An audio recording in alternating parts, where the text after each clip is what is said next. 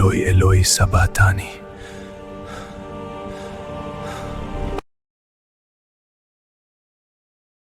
The story begins not with a sound, but with the theft of the light. It is high noon in Jerusalem, the 6th hour. The sun, which moments ago beat down upon the limestone ridges of Judea with unforgiving heat, suddenly fails. It is not an eclipse. The moon is full for Passover and on the wrong side of the earth. This is something else, a supernatural strangeness that swallows the midday. The blue sky turns the color of a bruised plum, then slate gray, and finally, pitch black. On the hill called Golgotha, the noise of the execution dies away. The jeering crowd, who just hours ago were gambling for clothes and mocking the man in the center, begin to shuffle uneasily.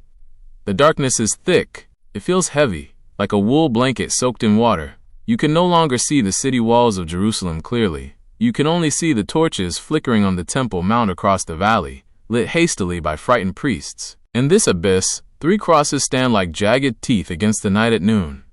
The 2 thieves on either side are groaning, fighting for every inch of breath. But the man in the middle, Jesus of Nazareth, is doing something far more agonizing. He is entering the spiritual wilderness. The physical pain of the nails and the thorns is now secondary to a crushing spiritual weight. He is becoming the vessel for every broken thing, every sin, every act of violence and hatred humanity has ever committed. Time stretches. 1 hour, 2 hours, 3 hours of absolute, suffocating dark. The air grows cold. The Roman soldiers, usually so arrogant, are now standing back, clutching their spears, glancing nervously at the sky. They have crucified hundreds of men, but they have never seen the world mourn for one. Suddenly, at the 9th hour, 3 o'clock in the afternoon, the silence is shattered. Jesus, whose strength should be entirely gone, pushes himself up on the nail that pierces his feet. He fills his fluid-filled lungs with one massive, agonizing breath and screams out into the void. Eloi, Eloi, lama sabachthani? The raw humanity of the cry chills everyone who hears it.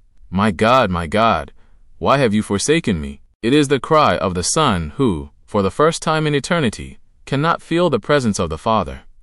He is drinking the cup of judgment down to the dregs. The crowd, confused by the Aramaic dialect, or perhaps terrified out of their wits, whispers, "He is calling for Elijah." A jar of sour wine sits nearby. A soldier, perhaps moved by a sudden pity or just wanting to stop the screaming, runs and soaks a sponge. He puts it on a hyssop branch and lifts it to the parched, cracked lips of the king. Jesus tastes it. He moistens his throat. He has one final proclamation to make. He does not die whimpering. He does not fade away into unconsciousness. He dies with volition.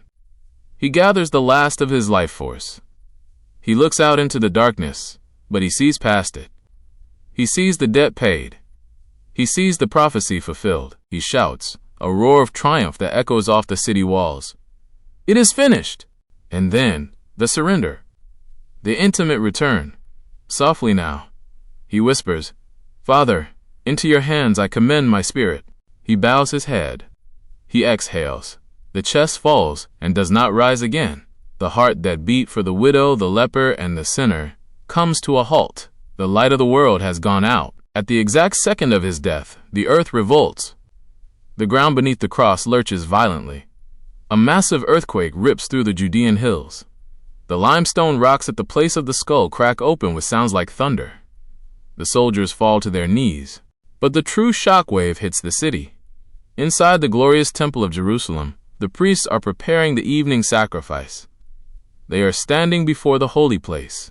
Suddenly, the massive veil, that 60-foot-high thick curtain that separates the holy God from sinful man, is seized by invisible hands. Rip! The sound is deafening. The curtain is torn in two, from the very top to the very bottom. No human hand could reach that high. The barrier is destroyed. The Holy of Holies is exposed. The way to God is thrown open, not by the blood of goats and calves, but by the death happening on the hill outside the gate. Back at the cross, the centurion, a man of war, a pagan, watches the way Jesus died.